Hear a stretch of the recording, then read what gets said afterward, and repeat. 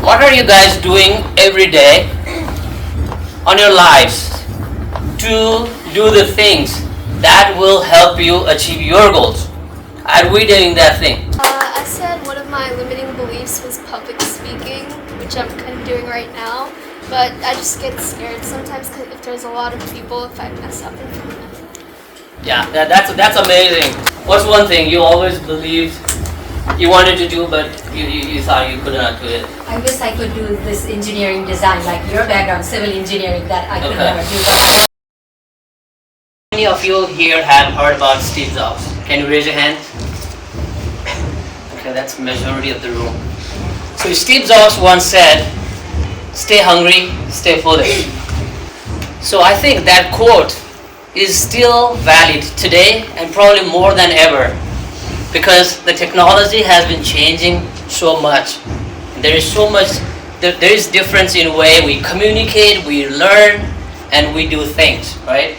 So I want all of you guys to stay hungry for knowledge, be curious, because curiosity is that door that would open you enormous opportunities. The curiosity to raise your hand, like when Nivita asked you, who was that person who said no, right? Be brave. That's how you get better in life. Dear future leaders, proud parents, and my dear friends. My name is Anistip Koda, and I currently work as a Senior Business Intelligence Engineer in Amazon. In short, I work on data to get insights out of data and then serve that insights to the customers like you and us to make a daily decisions. From the teenagers to go on an interactive session, everybody participated, and the question that I asked was, how are you feeling about your future? So from this data, what can you tell? Can anyone raise a hand and say like, this is what I'm reading? Just I said earlier, come on, be brave. Data is kind of divided, like a lot of people are feeling excited but also nervous, anxious about their future. How about you? How are you feeling? A little uncertain, like I have an idea of what I want to do but I'm not sure how it's going to turn out. Okay. That's perfectly fine to be nervous, to be optimistic. I mean, we have to be optimistic, right? Because it's our life, like we think it's going to be better. When we go to college, we learn new things. I see that all of you are excited and nervous. Being nervous is a good thing, right? Now you're cautious. What will happen to me? How am I going to react once I go to college? Next thing I want to touch on is, what is data science? We have been talking about data, but what is data? My height is a data, color of the eye is a data, the size of the room is a data, how often the light turns from red to green is a data, how often you log into your Instagram is a data. So using all these sorts of data to make sense and then finding the insights, that's what it's called, data science in a whole. There are a lot of tools and technologies like Nivita talked about to find a needle in a haystack, right? And that's what the data science does. So today, coming from home, a lot of us have went through traffic light for sure, right? I probably went through 20 traffic lights. And have you ever thought, like, sometimes in the afternoon it just takes so long time for the red to go to green, whereas when you are in the night, you just go there and all of a sudden it's turned green, right? It's because they are collecting the data. They're collecting the data patterns in the day during this time. Let's say thousands of cars are moving back and forth, whereas in the night there is really little traffic. This is the data science at play. So the second example I want to give is like, all of you guys are nervous, excited, optimistic to go to college. You will eventually go to college, you will graduate with flying colors and probably find the job in the industry or the company that you like, right? And at some point you would say like, okay, I got a job, maybe I need to buy a house, right? Would you guys love to have your own house someday? Yes? Okay. And then you go to the bank, right? Because you don't have the money out of the pocket to pay, because you still have a loan from the college. And then the bank would ask you a bunch of different questions. What is your social security number? How much do you earn? Where do you live? What's your crime history? These are all different data points that banks use to determine if this guy is going to return our money in the future or not. So that's how the loan thing works, right? They are collecting data. Everywhere there is a data and they are trying to cater us that particular information. How many of you have shopped in Amazon? Okay, that's 90%. So when you go to Amazon and search certain things, they will give you the results that you would like. You must be wondering like, what? It's like they are tracking what time of the day you log, what are the past purchases that you did, and based on your interest and your purchases in the past, they're recommending you the things. For example, you say, I want a sweatshirt, right? There are like millions of sweatshirts in Amazon, and how would it know which one to give it to her versus him versus me? This is all the data and the back end that's processing so fast so that our lives would get better. One more example I would like to give. How many of you here use Spotify or Netflix to stream your music and videos? Okay, that's still majority of you. One day all of you will start watching Netflix for sure. So needless to say, all of us use this Spotify and Netflix, right? And have you ever wondered like, I watched that movie last time, I don't know what I'm gonna watch. And you turn on a Netflix, all of a sudden there is some show or there is a movie that's really exciting and you go and watch anyways because you don't know what to expect and it's good. Right? Have you ever felt that? I have felt that so many times. This is because, again, they are collecting data. How often, what kind of movies are you streaming? For example, Spotify. Is it morning? Are you going for a morning jog? Like, what kind of music do you listen in morning versus afternoon?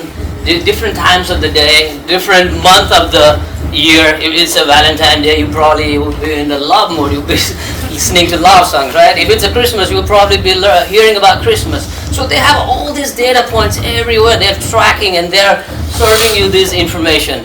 So that's the data science at play. I hope you guys know how this data work on the background and help you give the information so you are consuming the data science solutions every single day. So far I have talked a lot about data and how these companies are trying to make us buy their products. A question for you guys to think when you go home. What are you guys doing every day on your lives to do the things that will help you achieve your goals? Are we doing that thing? Right? Everyone is trying to sell their thing, but are we trying to sell ourselves our thing? That's what I want you to think when you go home. Alright, now I want to transition a little bit to my life in Amazon, how do we work. So in this picture, so you can see there's a customer seat. This is like, they usually have an empty chair, right? That's a concept anyway, so that's when they first started. Any decision that you do in a business, how is it going to impact that particular customer? That's how they make decisions every single day. We go to meetings and all of us gather around at the end of the day, then we'll say like, okay, this is what we are going to decide, right? There are two options. And out of two options, we would always discuss which option of these is going to help customers make the purchases faster. They don't have to contact Amazon to get refunds or whatever, right? You might have experienced that Amazon probably might be the fastest in terms of giving you refunds. Sometimes tell you, hey, you don't need to return this item or whatever, right? All their focus is on customers. I work in a customer service organization in Amazon, and my job primarily is, so why is Urship calling? And are there other people like Urship that are calling for the same issues? So we're trying to find this. From one pin, we're just trying to find a pattern and see if we can solve that particular problem for many, many customers. One of the things that I learned is like, if you are really curious and if you want to learn anything, don't ever hesitate to raise a hand and ask a question. If you come to me someday and like, hey Janesh, can you help me with this? There is no way I can say I cannot help you. So just raise your hand, and raising your hand is a sign of strength, because that That's at that point you know that, okay, this is something I need to learn, right? Knowing your limitations and figuring out who can help you bridge that gap. Now you are whole in that concept. So another thing I want to talk about is the limiting belief. It's a little bit higher concept, but I'll try to make it digestible. How many of you here play video games? Okay, not a lot. That's shocking. Okay, how many of you have played sports of any sort? Okay, that's good. So when we're playing sports or any video games, at some point you feel like you're trying hard, you did everything you wanted to do, and you are stuck on one certain level, right? And you're like, oh my God, I did so much I wanted to do, but it's still stuck. What should I do? Most of the times you probably stuck, and sometimes we just give up that particular game and we don't even come back to it, right? That particular feeling, if that happens in the real life, that's called the limiting belief. What's one thing that you have always wanted to do but believe you could not? Let me pick on you, so they are safe. What's one thing you always believed you wanted to do but you thought you could not do it? I wish I could do this engineering design, like your background, civil engineering, that I could Okay. never do, but I wanted to do it. Okay. Well, why is it that you believe that you could not do it? Is it because you thought you did not have enough knowledge? Or is it like it was really difficult? Well, what was it? Or is it like somebody else said, this is not your cup of tea, you go and do your own thing? No, I thought like it's because like you have to think about all these designs like coming together, how you make it better. So I thought maybe that's not my alley and I don't have expertise, but I could have. If Yeah. I went that direction. Yeah, I want you to focus on that. I could have, right? You could have if you had tried to take a first step. That's how you get better at anything. So, how many of you think that certain jobs or certain industry would give you a lot of money versus some of the others? Like some Silicon Valley people working on a computer science would make a lot of money versus some of the other industries. How many of you think that? Okay. I see some lower raised hands. That's good. That's what we think, right? Computer science is like everybody is saying this, big words and jargons and think like, oh, this is so cool, and they're doing all the cloud and the cloud everything, right? So these are all, what I'm trying to say is these are all limiting beliefs. If you feel you want to be good at anything, you can do that. It's just you versus you. All of us have that little voice in our head that's saying like, maybe if I raise my hands, some people will think I am like crazy. Okay, I'll try to raise my voice to compete with those guys. Okay, I want active participation on one thing now, okay? You probably don't have to participate. Okay, so we're going to play a game. Okay, you guys try to find a neighbor. If you don't have a partner, some of the adults will help you. We'll take 1 minute, and I want you, there will be A and B. Okay, you guys are already partners, I see that. So you don't need to. Okay, so the A will talk to B and talk about what is the limiting belief that you have. For example, you dance one day in front of your parents, friends, and all of a sudden your mom comes and says, hey, don't dance like that, you're not good. Hey, just picking you up, right? And maybe from that day you thought like, oh, I'm not good at dance, I should not dance. Right? That's how the limiting beliefs come into play in real life, right? So if I call like Ayub here and let's tell him, come and dance, will you dance? He probably won't dance, right? He probably has some background, is like, oh, I did not do good last time or whatever, right? So what I want you guys to talk to your neighbor. First, A talks to B and talk about your limiting beliefs. What do you think you could have done, but somebody else said I could not do it? And then share with her, and see, you just try to figure out what one step can you take to go and do that thing this week or this month. Okay? Everybody clear what to do? If you don't want to share, just make it up. I want everyone to participate on this thing, okay? Okay, ready, let's go.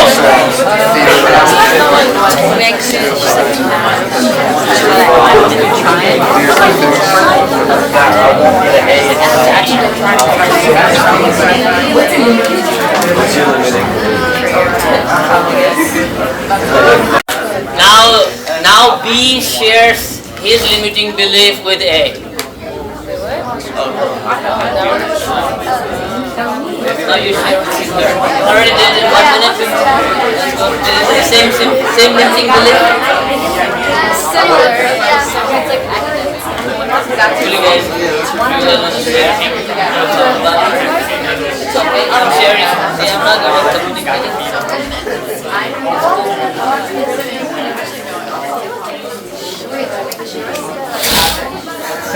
Did he share? Okay. Alright. Alright, I can see some voices still trying to share. That's a good thing. Anybody wants to share what was your limiting belief and what you came up with? Okay, here. You can stand up in your place if you want. Come on. Give a round of applause to her. I said one of my limiting beliefs was public speaking, which I'm kind of doing right now. But I just get scared sometimes if there's a lot of people, if I mess up in front of them. Yeah, that's amazing. Actually that's one of my limiting beliefs as well. I'm trying to be better communicator. So after you identify limiting belief, the next step is to do. What can you do to get better at public speaking? You did great. You just stand up and face your fears head on and then share it with everybody, right? That's what we need to do once we realize. Sometimes we think that people are just looking at us, people are just caring at us. Believe me, they're not. They don't care about what you do, what you were doing, because they have so many things in their head. So you need to think you. So one other thing I want to talk about is the power of pivot. So you might be wondering, what is this pivot thing? So let's say I'm going in a straight line. At some point, I feel like I don't want to go straight anymore. Then I hit this wall or this diversion. Then I could go either left or either right. That's what the pivot is, okay? I'll give you an example of the power of pivot. Once I did my bachelor's in civil engineering, I did my master's in civil engineering, and then a PhD, and then I went to work for civil engineering industry for 4 years, right? So my first boss, what he said was like, civil engineers make good living, but they cannot save a lot of money. What do you think? Is that a limiting belief or is that a fact? I think that's a limiting belief, right? Just because it happened to my boss or somebody else does not mean it has to happen to me, right? You have the ability to change anyone's perspective as long as you believe in what you do. There are a lot of things I could talk about here, but I don't want to take too much time. But what I want to focus here is like continuous learning is what makes you better. At some point in time in your lives, you will go to college, you will find a job, and once we find a job, we tend to settle down. We feel like, okay, I will settle down. When you stop learning, stop growing. I think after you get out, that's when you need to double down on learning, because there's nobody else there. Nobody is coming to see if you got your grade, if you are doing good in your college, right? So in order to do that, then you have to start the habit now. Don't just read the books that they teach in college. I try to identify what you want to learn. If you want to learn guitar, just go and learn. There's so many resources that are available to you today, okay? So seek mentorship. I cannot stress this thing enough. Mentorship. What is mentorship? It's like finding a person, it could be your friend, it could be a person that's knowledgeable in the field that you want to grow, that can share their perspectives, their stories. That way you don't have to go through the same struggles. they will share you how you can navigate it faster. That's the power of mentorship. I even suggest adults can take advantage of mentorship. I did not have a mentor. I recently joined Toastmasters. Like you, I had a limiting belief that I could not speak in front of crowd. I'm still learning, right? But after I met my mentor, he would like every time after my speech, he and I would sit down. He would give me like, hey, you made your points just walking too much, or you were just looking at one person continuously, right? So all this good feedback you will get. I'm just giving a perspective of the public speaking, but it could be anything. It could be data, it could be lawyer, or whatever you want to achieve in your life. And volunteering. I see a lot of familiar faces. You guys teach on Nepali school, you guys volunteer on NCNC events, and I haven't seen some of the other events yet. You have volunteered. So give a big round of applause to all of you that are actively participating in these volunteering events.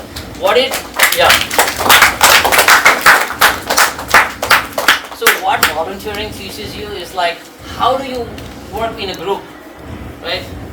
How do you plan for a meeting and agenda, things like that? Because in real life, once you go to college, you will get a lot, even probably you already have like group projects where you would do a certain part of the project, and your input would be the output of the another person. So it's all linked, right?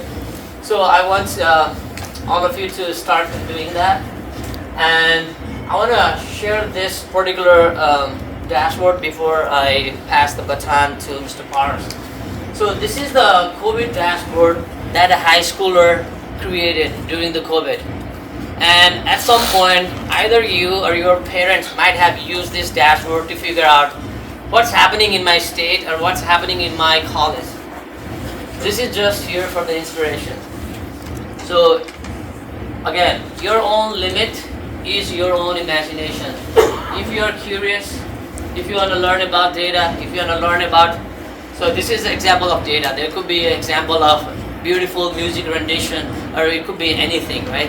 So again, coming back to my starting theme, stay hungry, stay foolish, seek mentorship, read a lot, think a lot, maybe even journal a lot, right? As you write, sometimes we don't know what we think until we write.